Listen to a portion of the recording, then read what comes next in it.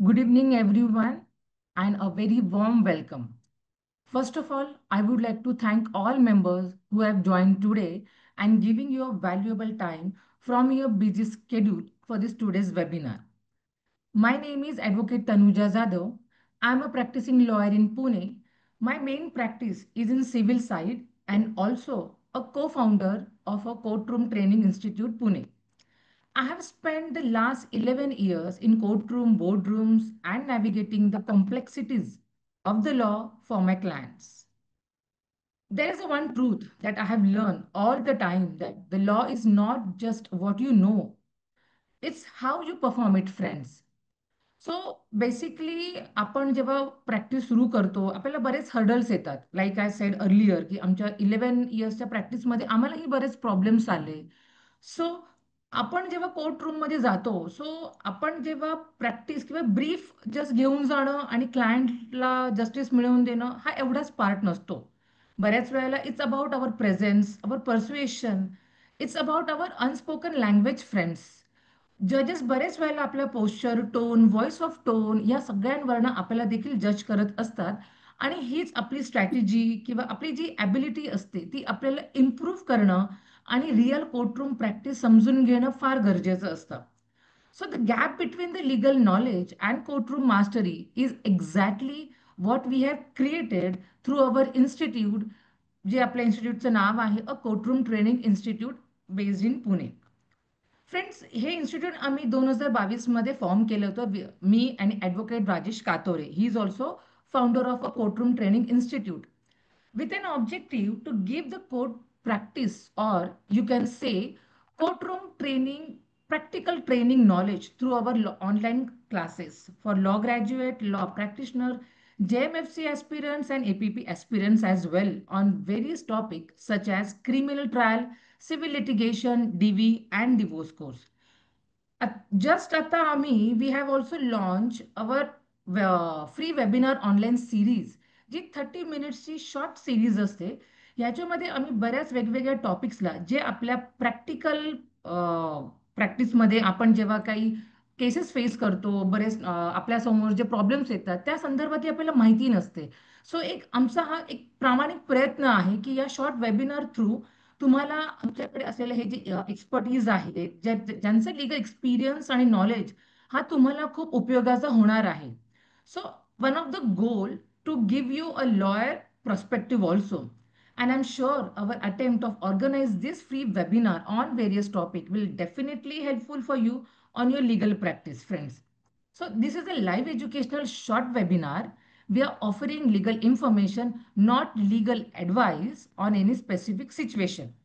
So at the end of this webinar, I'll be telling you about the much more comprehensive, in-depth about our online courses, as I said earlier. So मी तुमच्या सगळ्यांचा जास्त वेळ न घेता just let's begin for our today's webinar by introducing our today's speaker, Advocate Preeti Singh Pardesi. Since 2007, ma'am is practicing in Pune District and Session Court. She is a panel of Child Independent Lawyer, Family Court, Pune, certified student counselor, certified psychological counselor, certified POSH trainer, president of Parivar NGO, president of Legal Cell of Maharashtra Navanirman Sena, Pimpri Chinswad Sarkar. Honored by Divine HR Group for her work related women's awareness on their legal rights. Invited many colleges, ILS law colleges, MIT colleges, SB Patil Public School on POSH Act, on various free legal aid services. Member of LDF Pune, that is Lawyers Development Forum Pune, friends.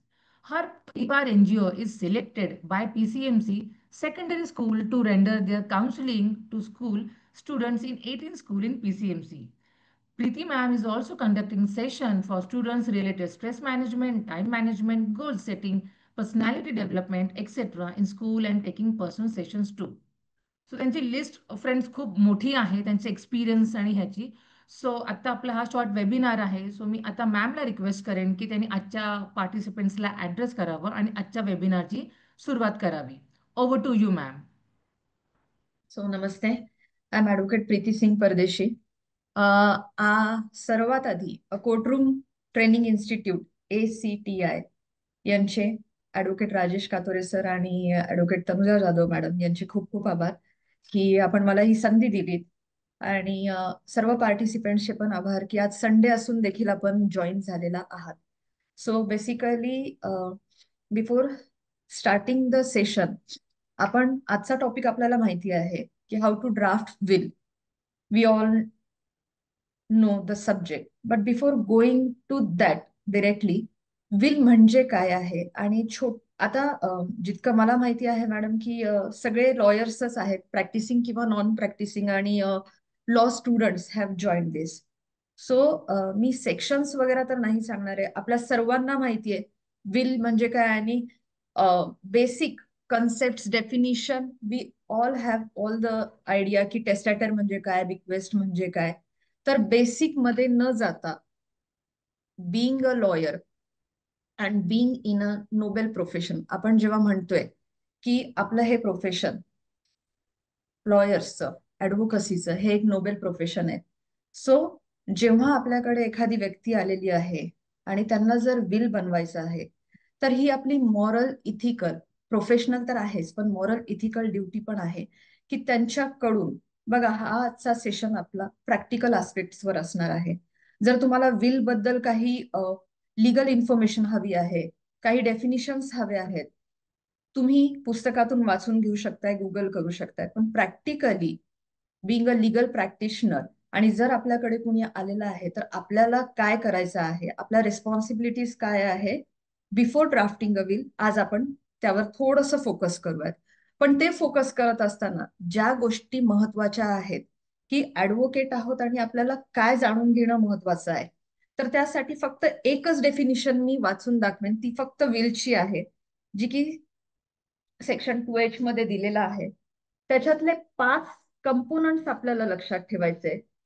पूर्ण definition आपल्याला लक्षात ठेवायची नाहीये, पण आपल्याला drafting of will जर बघायचं असेल तर काय 5 कंपोनंट्स आहेत ते आपण बघून घेऊया. तो विलचं मिनिंग काय दिलेलं आहे थोडंसं लक्षात घ्या. विल मीनिंग, फर्स्ट कंपोनंट आपल्याला लक्षात ठेवायचं आहे, the legal declaration of the intention of the testator. So सगळ्यात आधी आपल्याला हे माहिती आहे की will is nothing but a legal declaration. Okay, कशाचं डिक्लेरेशन? तर जो टेस्टॅटर आहे त्याच्या इंटेन्शनचं आहे, first point. Second, with respect to his property. आपल्या सर्वांना माहिती आहे की विल का बनवली जाते, तर प्रॉपर्टी डिस्ट्रीब्यूट करण्यासाठी. मग आपण त्या आस्पेक्टवर पण येऊयात, मुवेबल इमुवेबल आहे, कोणत्या आहेत. तर इंटेन्शन कशासाठी आहे, तर डिस्ट्रीब्युशन ऑफ प्रॉपर्टीसाठी, which he desires to be carried out with effect after his death. Okay, याचे आपण 3 पॉइंट जर केले तर त्याची डिझायर आहे की या प्रॉपर्टीज त्यांच्या डेथ नंतर कशा कॅरी आउट करायला पाहिजेत. तर हे जर कंपोनंट्स आपल्याला माहिती पडले, तर सगळ्यात आधी मी इसेन्शियल्स ऑफ विल, किंवा मग विल कोण बनवू शकतं, व्हॅलिड विल म्हणजे काय आहे, कॉम्पिटन्सी काय आहे, who can make a will and why. सगळ्यात आधी की विल का बनवली पाहिजे. तर बघा, सगळ्यात आधी आपल्याला असे काही मिसकन्सेप्शन्स आहेत आपल्यामध्ये की ज्यांच्याकडे बरीच प्रॉपर्टी असते त्यांनीच फक्त विल बनवायला पाहिजे, किंवा if there is a complexity in the properties, किंवा जॉईंट नेम आहे, 3 नावं आहेत, त्यांनीच फक्त विल बनवायला पाहिजे. तर असं अजिबात नाहीये. कोविड नंतर आपल्याला हा अनुभव आलेला आहे की कधीही काहीही होऊ शकतं. आणि कोविड नंतरच का, तर दिस इज अ फॅक्ट की वी नेवर नो की कधीपर्यंत कोणाकडे वेळ आहे.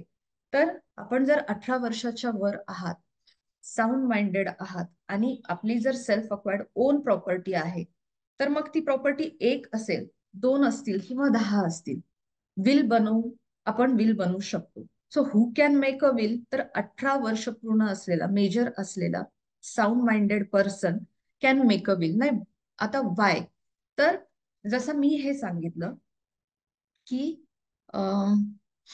मॅडम क्वेश्चन अँड आन्सर जर वेळ मिळाला तर आपण बघूयात.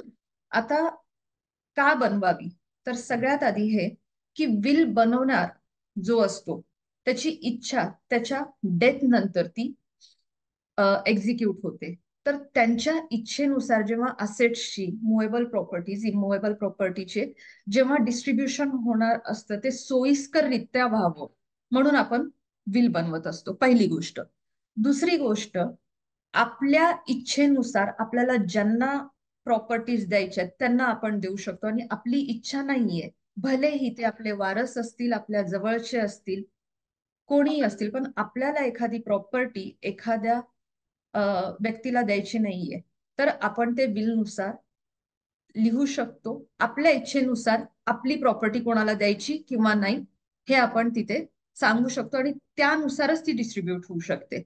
त्यानंतर तिसरी महत्वाची गोष्ट, ही बऱ्याच जणांना माहिती नसतं, की जर एखादा मायनर चाइल्ड आहे, तर एखाद्याच्या मृत्यूनंतर त्याची जर इच्छा आहे, आईची इच्छा आहे, की माझ्या मृत्यूनंतर माझ्या मायनर सनला यांनी यांनी गार्डियनशिप म्हणून यांनी यांनी गार्डियन म्हणून असावं, ABC हे गार्डियन म्हणून असावेत, हे देखील आपण विल मध्ये लिहू शकतो.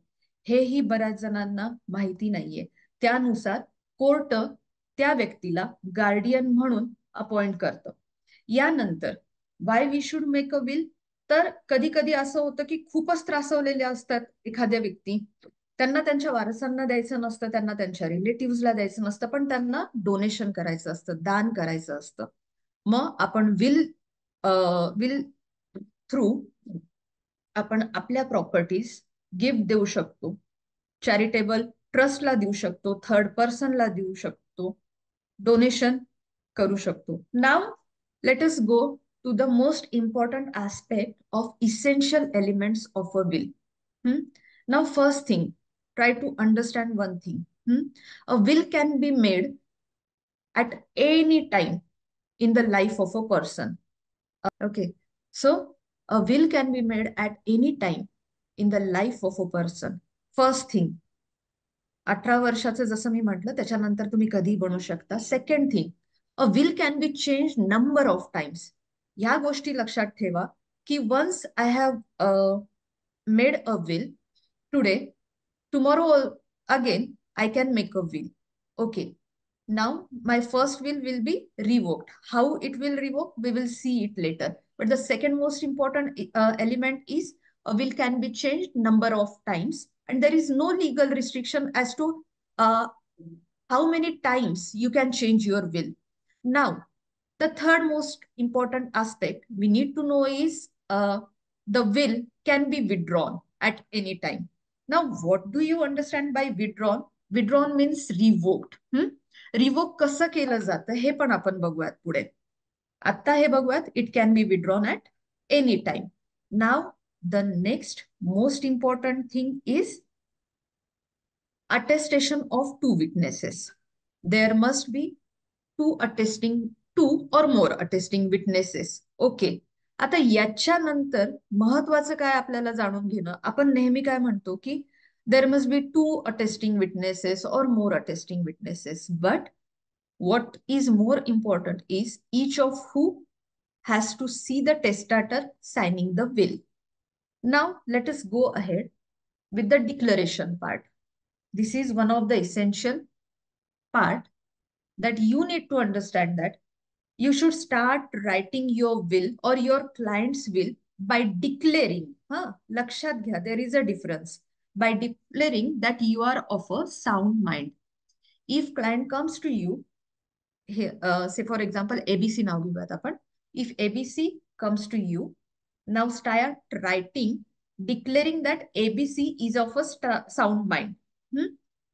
And the next aspect, immediately we need to write it down that this is if this is your second, third, fourth will, then what do you need to write is you should make a statement that all my previous or all ABC's previous wills and codicils are revoked, and this is my last will. Okay, so declaration झालं. Now next essential element आपण काय बघायचं, list of your assets. Now you will say, ma'am, हे आम्हाला माहितीये, we know assets लिहायचे असतात, but try to understand की being a legal practitioner, आपल्याला आळस करायचं नाहीये. आपल्याला क्लायंट कडनं प्रॉपर डिस्क्रिप्शन मागून घ्यायचे असेट्सचं. We need to ask to the client, give me all any and every assets proper description. आपण जसं पूर्वेस, पश्चिमेस, उत्तरेस, दक्षिणेस असं हे सगळं लिहिलेलं असतं. Ask your client of the full description of movable property, immovable property, bank accounts, investments, mutual funds, gold, cash, everything, everything. If it is related with the bank account, then ask bank account number, bank accounts are now. ठीक है. Sometimes I experience from my clients, they are hesitant to tell me they are hesitant to tell me the exact amount lying in their bank account. But friends, it is very much necessary to convince them की ठीक आहे, don't tell me the right figure but account number द्या, कोणत्या बँकेत आहे ते द्या. ठीक आहे. तर लिस्ट ऑफ युअर असेट्स मध्ये आपल्याला कंटाळा न करता प्रॉपर्टीचे डिस्क्रिप्शन्स घ्यायचे आहेत. आता be very honest to yourself my friends. आणि तुम्ही स्वतःला हा प्रश्न विचारा की जेव्हा एखादा क्लायंट येतो आपल्याकडे, तेव्हा आपल्यापैकी किती जण, मी रादर म्हणेल की आपल्याकडे जेव्हा बिल बनवण्यासाठी क्लायंट येतात, तेव्हा आपण फक्त डिटेल्स घेतो की काका काकू तुम्ही द्या, डिटेल्स ऑफ प्रॉपर्टीज द्या, तुमचं नाव वगैरे द्या, आणि आपण बिलचा ड्राफ्ट बनवतो आणि देऊन टाकतो. बिंग अन ऍडव्होकेट, इथे माझं काय काम असायला पाहिजे? मी नेहमी जेव्हा प्रॅक्टिकल आस्पेक्ट मधनं बघते तेव्हा की क्लायंट आल्यानंतर, ओके ठीक आहे काका, तुम्ही प्रॉपर्टीचे डिटेल्स दिलेले आहेत, flat number so and so तुम्ही दिलेला आहे, आणि हे तुम्हाला बिलनुसार तुमच्या मुलाला द्यायचंय, पण मला ना या फ्लॅटचे इंडेक्स टू द्या किंवा पेपर्स द्या.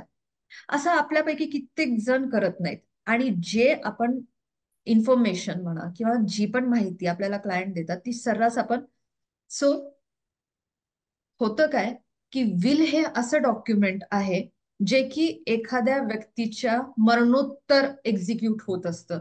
मग त्याची जर शेवटची इच्छा त्यांची जी होती की XYZ हा फ्लॅट मला यांना यांना द्यायचा आहे, तर इच्छा पूर्ण तेव्हाच होईल जेव्हा आपण आपलं काम 101% प्रॉपरली करू.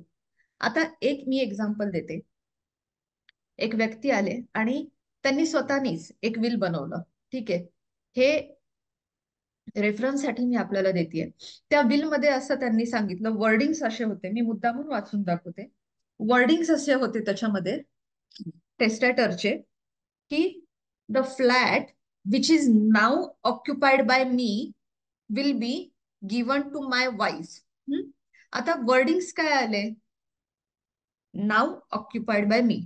मग आता जेव्हा त्यांनी विल बनवली होती तेव्हा ते स्वतःच्या घरी राहत होते. 2 महिन्यानंतर विल बनवल्यानंतर 2 महिन्यानंतर त्यांना फिजिकल प्रॉब्लेम आला, लिफ्ट नव्हती, तर त्यांनी रेंटचं ग्राउंड फ्लोअरचं घर घेतलं. ठीक आहे. आता ज्या वेळेस त्यांची डेथ झाली तेव्हा नाव ऑक्युपाइड.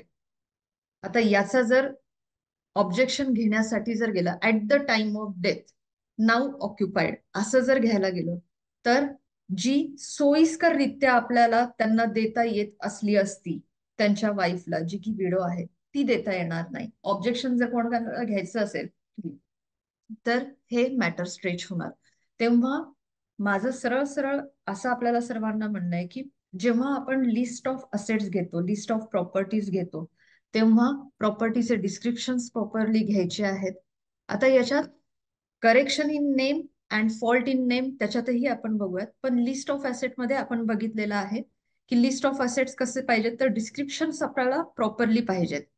दुसरी गोष्ट, आपल्याला मुवेबल, इममुवेबल, कॅश, म्युच्युअल फंड्स याचे सेग्रिगेशन करायचे आहेत.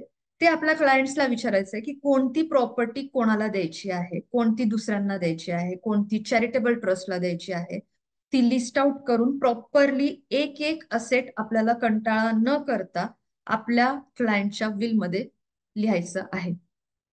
ठीक आहे. त्यानंतर डिवाइड युअर असेट्स. आपल्या क्लायंटला सरळ सरळ सांगायचंय की बाबा तुमच्या 10 असेट्स आहेत, यामधनं तुम्ही डिव्हाइड करा आणि आम्हाला सांगा की कोणत्या असेट्स तुम्हाला कोणाला का द्यायच्या आहेत. बघा, विल जर तुम्ही स्टँडर्ड चॅट जीपीटी वगैरे आपण बघत असतो, बिक्वेस्ट जेव्हा आपण एखाद्याला करतो तेव्हा आपण फक्त त्यांचं नाव लिहितो की XYZ ही प्रॉपर्टी मला एला द्यायची आहे, हा माझा मुलगा आहे. पण कधीही मी हे सजेस्ट करेन की विल लिहित असताना, विल म्हणजेच काय की टेस्टाटरचं इंटेन्शन आहे की मला माझा फ्लॅट माझ्या मोठ्या मुलाला का द्यायचा आहे, मला माझं शेत माझ्या मुलीला का द्यायचं आहे, किंवा मला माझ्या बँकेतलं सोनं जे माझ्या बायकोचं होतं ते लहान मुलीला का द्यायचं आहे. जर आपण हे इंटेन्शन लिहिलं तर हे अजून जास्त चांगलं होतं. जर कुणी ऑब्जेक्शन घेतलं विल मध्ये किंवा मग चॅलेंज केलं तर इंटेन्शन ऑफ द टेस्टॅटर क्लॅरिफाईज की ही प्रॉपर्टी त्यांनी का दिलेली आहे. तर डिव्हिजन ऑफ असेट्स जेव्हा असतं तेव्हा इंटेन्शन लिहिणं कधीही चांगलं असतं. आता पुढे साइन ऑफ द विल. बरेच जण असं करतात की फक्त शेवटच्या पेजवर विल साइन साइन असते. तर विल हा असा डॉक्युमेंट आहे जिथे की मी सांगेन की प्रत्येक एका पेजवर टेस्टॅटरच्या सिग्नेचर्स मस्ट आहेत. जिथे थोडीशी खडाखोड आहे तिथे त्या त्याही ठिकाणी त्यांचे इनिशियल्स घ्यायचे असतात. लास्टला बाय डिफॉल्ट दोन किंवा जास्त अटेस्टिंग विटनेसेसचे साइन आपल्याला घ्यायचे असतात. ओके. आता इनिशियल आपण जेव्हा म्हणतोय की इनिशियल प्रत्येक एका पेजवर, बरेच जण असं म्हणतात की विटनेसेसचे पण घेणं मॅन्डेटरी आहे, बट आय वुड प्रिफर की जर टेस्टॅटर आहेत तर त्यांची तर घ्यायचीच आहे. ठीक आहे.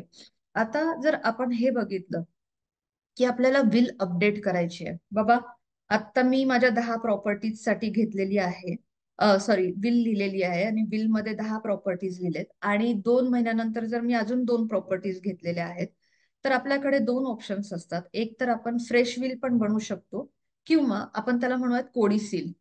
कोडिसिल आपल्याला सर्वांना माहिती आहे. ठीक आहे. कोडिसिल मध्ये आपण ज्या ऍडिशन ऑफ प्रॉपर्टीज आहेत त्या सगळ्या प्रॉपर्टीज आपण ऍडिशन म्हणून ऍडिशनल डॉक्युमेंट आपण त्याला म्हणू शकतो कोडिसिल. ठीक आहे. तर ते आपण कोडिसिल देखील करू शकतो. आता व्हॅलिड विल कशाला म्हणायचं, तर 2 क्रायटेरिया आपल्यासाठी जाणून घेण्यासाठी खूप जास्त महत्वाचं आहे. एक जसं मी म्हटलं की 18 वर्ष पूर्ण मेजर पाहिजे आणि दुसरी गोष्ट साऊंड माइंड. आपल्या सगळ्यांना लक्षात ठेवायचं आहे साऊंड माइंड म्हणजे काय आणि कधी. तर the person creating the will should be completely, हा हे वर्ड लक्षात ठेवा, completely of a sound mind at the time of writing it. म्हणजे काय की आपण ऐकलेलं आहे अल्झायमर हा एक आजार आहे. ओके. अल्झायमर हा आजार असतानाही पण जेव्हा एखादी व्यक्ती विल लिहित असताना if he or she is in a completely sound mind and if she or he has executed the will it is valid. आणि दुसरं की only measures can make a will. ठीक आहे. तिसरी गोष्ट ओनली ओन प्रॉपर्टी. तुमची स्वतःची property आहे तरच तुम्ही विल करू शकताय. माझ्या हजबंडच्या प्रॉपर्टीचं विल मी करेन चालणार नाही किंवा मग ते शक्य नाहीये. That is not a valid will. Some common mistakes while writing a will और एक्झिक्युटिंग अ विल काय असतं माहिती का आपलं, की बिंग अ लिगल प्रॅक्टिशनर कधी कधी खूप वेळेस आपण खूप कॉम्प्लिकेटेड लँग्वेज यूज करतो. बट आय वुड सजेस्ट की विल लिहिताना खूप सोयीची सोपी समोरच्याला समजण्यासारखी अशी लँग्वेज यूज करायला पाहिजे. लिगल टर्म्स जे आहेत ते अगदीच कॉम्प्लिकेटेड न यूज करता प्रॉपर थर्ड पर्सनला समजून घेण्यासाठी, कोर्टमध्ये जजेस आहेत त्यांना समजण्यासारखी असायला पाहिजे. दुसरी गोष्ट, जर टेनन्सी राईट कुणी देत असेल विलनी तर try to avoid allotting the tenancy rights, कारण की हे व्हॅलिड विल मध्ये परत एकदा ऑब्जेक्शन येणार आहे की टेनन्सी राईट्स तुम्ही देऊ शकत नाही म्हणून. त्यानंतर due to we are having only 30 minutes, आपल्याकडे विल बद्दल बोलायला ऍक्च्युली 3 ते 4 तास पण कमी पडतील. पण छोटे छोटे जे पॉइंट्स आहेत ते मी फक्त इथे कव्हर करते. विल हे नेहमी रजिस्टरच असावं का हो, तर अजिबात नाही. Will can be registered, cannot be registered, mandatory नाहीये. नोटरी देखील करू शकताय. हाताने लिहिलेलं विल हे देखील तेवढंच व्हॅलिड आहे.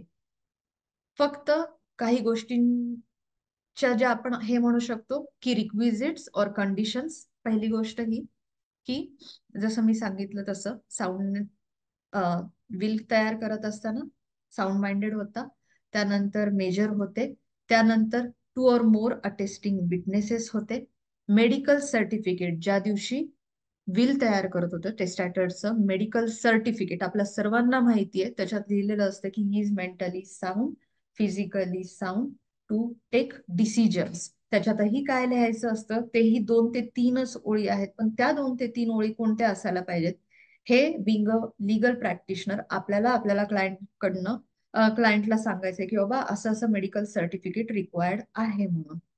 का ह्या सगळ्या गोष्टी? तर या सगळ्या गोष्टी hope for the best prepare for the worst, जसं आपण म्हणतो की जर कुणी चॅलेंज केलं तर या सगळ्या गोष्टीचा ओहापोह होत असतो. आता जेव्हा आपण हे म्हणतोय की विल चॅलेंज केली जाते कोर्टामध्ये, मग विल चॅलेंज केली असताना आपल्याला सर्वांना माहितीये की 2 विटनेसेस पैकी एक विटनेस नी कोर्टात यायचंच आहे आणि सांगायचंच आहे की ह्या विलवर माझ्यासमोर टेस्टॅटरनी साईन केली होती. आपल्यासाठी सर्वांसाठी महत्वाची ही गोष्ट आहे की मॅन्डेटरी अजिबात नाहीये की जे साईन करतात विटनेसेस त्यांना विलच्या आत काय लिहिलेलं आहे हे माहिती असायलाच पाहिजे, अजिबात नाही. विल मधले कंटेंट्स त्यांना माहिती असायलाच पाहिजे तर नाही, पहिली गोष्ट. त्यानंतर विल मध्ये जर समजा टेस्टॅटरनी बेनिफिशियरी म्हणजे जर ABC यांनी त्यांच्या मुलाला एक्सला काही प्रॉपर्टी दिलेली आहे तर त्यांनी एक्सनी विटनेस होता कामा नये, हे आपण त्यांना सांगायचं असतं. बऱ्याच वेळेस या आपल्याकडनंही चुका होतात आणि मग जेव्हा परत विल चॅलेंज होते तेव्हा आपलेच ज्यांना ज्यांना मी या प्रश्नाचं उत्तर नंतर देते मॅम. ज्यांना आपण बेनिफिशियरी म्हणून किंवा ज्या आपल्या क्लायंटची इच्छा असते की त्यांच्या मृत्यूनंतर सोयीस्कररित्या त्यांच्या बेनिफिशियरीजला या सगळ्या गोष्टी असेट्स मिळाव्या, त्या सोयीस्कररित्या मिळत नाही. तर आता इन्स्ट्रक्शन्स मध्ये जर आपण ओव्हरऑल आता प्रॅक्टिकल आस्पेक्ट मध्ये आपण जरा बघूयात की कसं ड्राफ्ट करायची आहे, कारण की मेन आता मी त्याच्यावर येते. टायटल. तर तुम्ही म्हणाल की मॅडम माहिती आहे आम्हाला टायटलची काही गरज नाही, पण मी असं बऱ्याच वेळेस बघितलेलं आहे की विल फक्त लिहितात त्याच्यानंतर डेट वगैरे लिहिणं आपण सोडून देतो. त्यामुळे मी बेसिक पासून सांगणार आहे. First is title. Clearly state that the document is a will. त्यानंतर आपल्याला लिहायचंय this document of this will is prepared on so and so date on so and so year, सगळं काही लिहायचं आहे. Then personal details. Please understand, include the full name of the testator. फक्त नाव आणि आडनाव लिहू नका. जिथे जिथे पॉसिबल आहे मधलं नाव जे आपण म्हणतो की वडिलांचं नाव किंवा नवऱ्याचं नाव त्यांचं नाव लिहायचं. Include the full name, full address, जसं मी सांगितलं full address, complete age of testator that is person making the will. तर कसं लिहिणार आपण? I so and so ABC residing at XYZ colony, age about 32 years or 80 years, what hereby declare this is to be my last will and testament. Now what is important further, मी जसं सांगितलं तसं revoking all previous wills and codicils made by me. Okay. So personal details नंतर आपण काय केलं? आपण declaration केलं. की डिक्लेरेशन काय केलं की this is my last will and याच्या आधी जितक्याही विल्स असतील that are revoke, this is my last will, हे आपण पर्सनल विल नंतर डिक्लेरेशन केलेलं आहे. आता पुढचं डिक्लेरेशन काय पाहिजे? Compulsorily I so and so परत लिहा. Okay. I ABC so and so declare that today I am in a sound my situation to take my decisions regarding distribution of my assets and all, and I am making this will. Most important thing, I am making this will voluntarily and with my free consent. Free कन्सेंटचा अर्थ आपल्या सर्वांना माहिती आहे, आपण contract act मध्ये शिकलेला आहे. Without undue influence, coercion, everything. या 2 गोष्टी आपल्या डिक्लेरेशन मध्ये यायलाच पाहिजे. I am making this will voluntarily and with free consent. आता नेक्स्ट आस्पेक्ट आपल्याला लिस्ट ऑफ असेट्स जेव्हा आपण हे करतो तेव्हा आपण कसं लिहायला पाहिजे, तर आय बिक्वेथ फॉलोइंग असेट्स. हा, मग first, say for example flat आहे किंवा इमुवेबल प्रॉपर्टी आहे. आय बिक्वेथ ABC, नरेशन प्रॉपरली द्या, टू, माझा जर मुलगा आहे, मोठा मुलगा ए आहे, त्याचं संपूर्ण नाव लिहा. आता इथे आपल्याला लक्षात घ्यायचं आहे ही एक गोष्ट, विथ एक्झाम्पल मी सांगते आपल्याला, की माझा मुलगा, माझा मोठा मुलगा हे आपण लिहिलेलं आहे नातं, रिलेशनशिप. ओके, आणि त्याचं नाव. ओके, आता 10-12 माझ्या प्रॉपर्टीज आहेत, मला वेगवेगळ्या जणांना द्यायच्या आहेत. One of the properties is, मी असं म्हणेन की माझं गोल्ड माझ्या मावशीच्या मुलीला, म्हणजे मी नातं काय देतेय, मावशीची मुलगी. पण तिचं नाव ऍक्च्युअल मध्ये कधी कधी असं होतं की 80 वर्षाच्या आजोबांना त्यांचं नावच आठवत नाही, पण आम्ही ना घरी तिला ना सोनू म्हणत होतो. तर आता त्यांनी काय सांगितलंय आपल्याला, बिईंग अ लिगल प्रॅक्टिशनर आपलं काम काय, माझ्या मावशीच्या मुलीला 10 तोळे सोनं द्यायचंय, तिचं नाव सोनू आहे. ओके, आता ही जर विल चॅलेंज झाली, त्या 10 तोळ्याच्या सोन्यावर जर मुलीचा, यांच्या मुलीची इच्छा असेल की मला नाही दिलं आणि त्यांच्या मावशीच्या मुलीला दिलं, चॅलेंज जर केलं तर मग काय. तर आता इथे महत्वाचं काय, बिंग अन ऍडव्होकेट, आपली ड्राफ्टिंग अशी पाहिजे की मावशीच्या मुलीचं नाव जरी चुकीचं झालं तरी नातं माझ्या मावशीची मुलगी हे जे इंटेन्शन आहे, that will be seen in the court. Okay, अशीच एक केस लॉ होती जिथे की टेस्टॅटरनी हे सांगितलं होतं की Mrs so and so, wife of A. तर आता मिसेस सो अँड सो मध्ये त्यांचं नाव चुकलं होतं, and that will got challenge in the court of law. कोर्टाने इंटेन्शन बघितलं आणि त्याच्या पुढेही त्यांनी हे सांगितलं होतं की मी हे का देतोय मिसेस त्या XYZ ला, कारण की त्यांनी माझ्या सरते शेवटी 1 महिन्यात माझी खूप जास्त चांगली शुश्रूषा केलेली आहे. तेव्हा ड्राफ्टिंग ऑफ विल मध्ये फक्त कॉपी पेस्ट करून आपल्याला चालणार नाहीये. आजच्या सेशनमध्ये आपल्याला हेच समजून घ्यायचंय की नॉर्मली आपण सांगू की ABC ला द्या, पण त्याच्या मागचं इंटेन्शन, त्याच्या मागचं नातं, नातं काहीही नसेल तर लिहा मुद्दामून, क्लायंटला विचारा की अच्छा ठीक आहे, तुम्हाला बँकेतले, या बँकेतले 10 लाख रुपये तुम्हाला यांना द्यायचे, कोण येथे, ते म्हणतील नाही कोणीच नाही, माझ्या मित्राची बायको आहे, माझ्या मित्रांनी आमच्यासाठी खूप जास्त केलं होतं आणि त्यामुळे मला ती परतफेड करायची. लिहा तिथे intention, so that if at any point of time जर ती विल चॅलेंज झाली तर आपल्याला या गोष्टी तिथे, जो माणूस आत्ता नाहीये त्यांच्या इच्छेप्रमाणे त्या डिस्ट्रीब्यूट करता येतील. आता रिव्होकेशनचा क्लॉज येईल. रिव्होकेशनच्या क्लॉज मध्ये मी जसं सांगितलं तसं लिहायचं आहे की आय हिअर बाय रिवोक. आता लक्षात घ्या, लिहायचं असं आहे की I hereby revoke all the previous wills and codicils made by me. भलेही लक्षात येत नसतील आपल्या क्लायंटला 2 बनवले का 3 बनवले, ऑल म्हणून ते सगळं काही लिहायचं आहे. ठीक आहे, नाऊ बेनिफिशियरीज. आता जेव्हा आपण बेनिफिशियरीजचा क्लॉज घालणं, हा क्लॉज घालणं मॅन्डेटरी नाहीये, बट अगेन आपली ड्राफ्टिंग कशी असायला पाहिजे त्याच्यावर हा सेशन आहे. So write down, I bequeath my assets as mentioned above to the following beneficiaries. Then what do we need to do is name of the beneficiary, त्यांचं relationship आणि details of bequest. हे simple tabular form मध्ये तुम्ही करू शकताय, mandatory अजिबात नाहीये. आता एक्झिक्युटर, जर तुम्ही एक्झिक्युटर, हा, जर तुम्ही एक्झिक्युटर अपॉइंट करत असतात एखाद्या विल मध्ये, so name, complete name, details of the executor responsible for carrying out the terms of the will must be mentioned. Okay, so काय लिहायचे प्रॅक्टिकली आपल्याला, आय अपॉइंट Mr. XYZ, त्यांचे डिटेल्स, एज लिहा, occupation लिहा, address लिहा, as the executor of my this present will to ensure that my wishes are to be carried out smoothly. Okay, हे आपल्याला लिहायचं आहे प्रॅक्टिकली. आणि त्यानंतर आपल्याला माहिती आहे सिग्नेचर्स ऑफ विटनेसेस, जसं मी सांगितलं तसं टेस्टॅटरच्या आणि यांच्या विटनेसेसच्या सिग्नेचर्स आपल्याला लागतात. मेडिकल सर्टिफिकेट जसं मी सांगितलं तसं.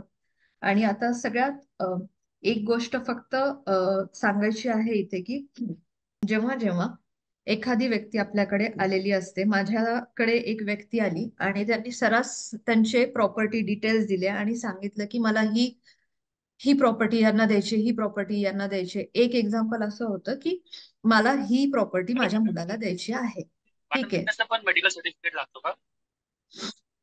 सर, मी कंप्लीट करू आधी, म्हणजे हे मग तुटणार नाही आपलं. तर त्यांनी सांगितलं की मला माझा फ्लॅट किंवा माझी ही प्रॉपर्टी माझ्या मुलाला द्यायची आहे. Try to understand my friend, की ज्यांना बिक्वेस्ट करायची आहे आपल्या टेस्टाटरला, ती व्यक्ती हयात असायला पाहिजे. माझ्या केसमध्ये असं झालं होतं की त्यांना ही अपेक्षा होती की अजून माझा मुलगा येईल किंवा मग मला जेव्हा मुलगा होईल तेव्हा मी माझी ही प्रॉपर्टी त्यांना देणार आहे.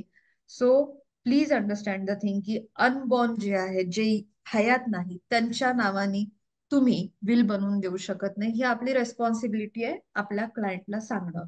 ओके. तर आपण आता या ज्या महत्वाच्या गोष्टी आहेत त्या बघितलेल्या आहेत. अर्ध्या तासात खरंच नाही होणार आहे या सगळ्या गोष्टी, कारण की याच्यात विलचे टाईप्स आहेत, त्यानंतर व्हॅलिड विल कशी आहे, ती कंटेस्ट झाल्यानंतर काय करू शकतो, रिव्होकेशन. हा रिव्होकेशन फक्त मी सांगू शकते. बघा, रिव्होकेशन म्हणजे काय आहे ना, की कॅन्सलेशन ऑफ विल. आता कॅन्सलेशन कशी होऊ शकते, तर दोन पद्धतीने होऊ शकते. एक, मी जसं सांगितलं, if I make a fresh will, so all my earlier and previous will get revoked automatically. दुसरं रिवोकेशनचं काय दिलेलं आहे माहिती का, की if a testator turn the will, destroy it, burn it, hardly आहे, तर ती रिवोक होऊ शकते. But with intention to revoke. हा, माझी चुकीनीच फाटल्या गेली, त्याला आपण रिवोक म्हणणार नाही. सो या terms being a legal practitioner आपल्याला लक्षात घ्यायला पाहिजे. जर आपल्याकडे एखादी केस आली आणि त्यांनी सांगितलं की मॅडम माझी ही विल होती आणि चुकीने ती बर्न झालेली आहे, तर आपण काय म्हणणार की अच्छा ठीक आहे, ती रिव्होकेशन झालेलं आहे. इंटेन्शन असायला पाहिजे. You can make a fresh will. आणि जसं मी हे सगळ्या सांगितलं की तिथे काही कंडिशन्स आहेत त्या आपल्याला बघायच्याच आहेत. त्यानंतर तनुजा मॅडम अजून बरंच काही आहे. प्रिव्हिलेज्ड विल आहे, अनप्रिव्हिलेज्ड विल आहे, yes ma'am. Sure cent sure. आहे, त्यानंतर how to prove will in the court of law आहे. पण आता मी ऑलरेडी 10 मिनिटं एक्स्ट्रा घेतलेले आहेत फ्रेंड्स. तर जनरल बेसिक आणि ज्या गोष्टी आपल्याला लिगल प्रॅक्टिशनर म्हणून क्लायंट कडनं घ्यायच्या आहेत, चुका होता कामा नये, अशा गोष्टी मी कव्हर अप करण्याचा फास्ट मध्ये थोडासा प्रयत्न केला. I apologize for that. आणि thank you for listening so patiently. Thank you so much. Yes, thank you so much ma'am, की तुम्ही खूप एक सिम्पल आणि इझी टू अंडरस्टँड या पद्धतीने मुलांना एक्सप्लेन केलेलं आहे. आणि फ्रेंड्स, मला इथे एक गोष्ट अगदी आवर्जून सांगावीशी वाटते, की आपले जे स्पीकर आहेत प्रीती मॅम, यांनी फ्रेशर असो किंवा लॉ ग्रॅज्युएट असो किंवा एखादा प्रॅक्टिशनर असो, या सगळ्यांना समजेल अशा इझी वेमध्ये त्यांनी आजचं लेक्चर डिलिव्हर केलेलं आहे.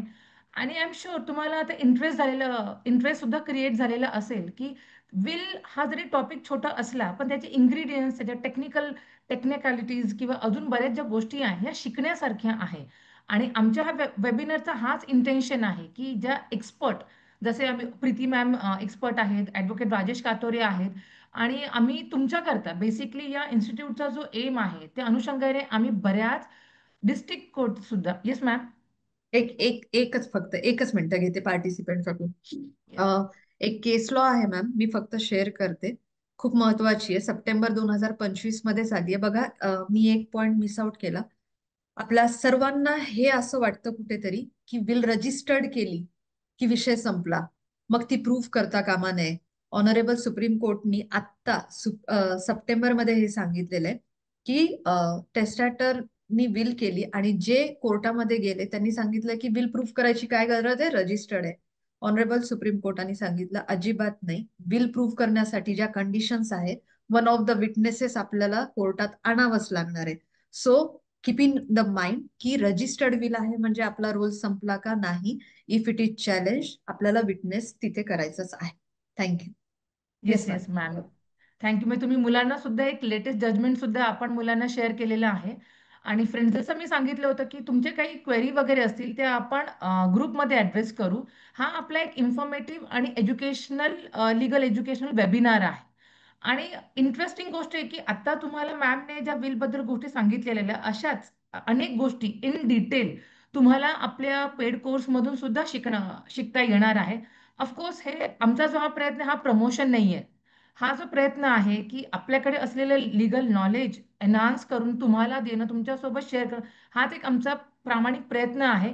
बट त्याचबरोबर आमचा हा देखील एक मुद्दा आहे, मोटिव्ह आहे, की हे जे नॉलेज जर का तुम्ही प्रॅक्टिकल पद्धतीने तुम्हाला ऑनलाईन प्लॅटफॉर्मवर जर का एक्सपर्टीज कडून शिकायला मिळत असेल, डेफिनेटली तुमच्या लीगल करिअर करता ही खूप मोठी गोष्ट होणार आहे.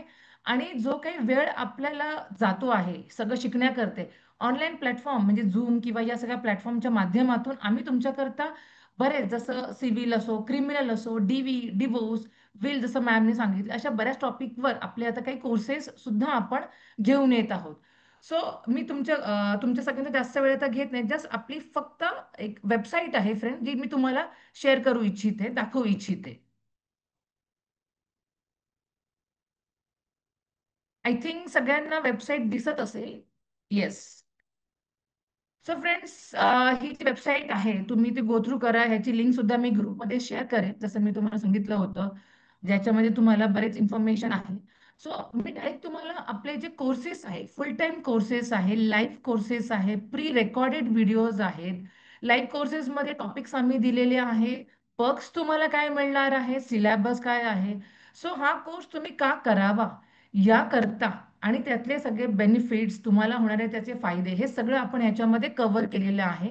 जे अपकमिंग ऑक्टोबर मंथपासून आपण आपण हे पुढचे कोर्स सुरू करत आहोत. टॉपिक, सब्जेक्ट सगळं वेबसाईटवर आपण मेन्शन केलेलं आहे. आणि ह्याच्या व्यतिरिक्त सुद्धा फ्रेंड्स, आपले हे जे फ्री वेबिनारची सिरीज कंटिन्यू राहणार आहे. दर वीक, एव्हरी वीक आम्ही नवीन नवीन टॉपिक तुमच्याकरता घेऊन येणार आहोत.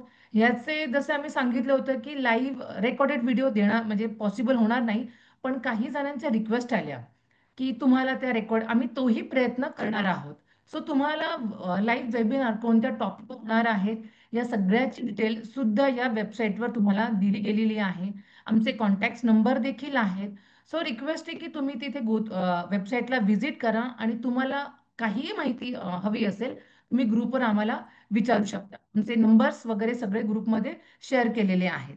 आणि एक जस्ट जाता जाता एक फायनल रिक्वेस्ट, की आजचा जो वेबिनार झाला, सो त्या संदर्भातले तुमचे काही फीडबॅक्स आमच्याकरता जे आम्हाला मोटिवेट करतात, ते खूप इम्पॉर्टन्स आहेत.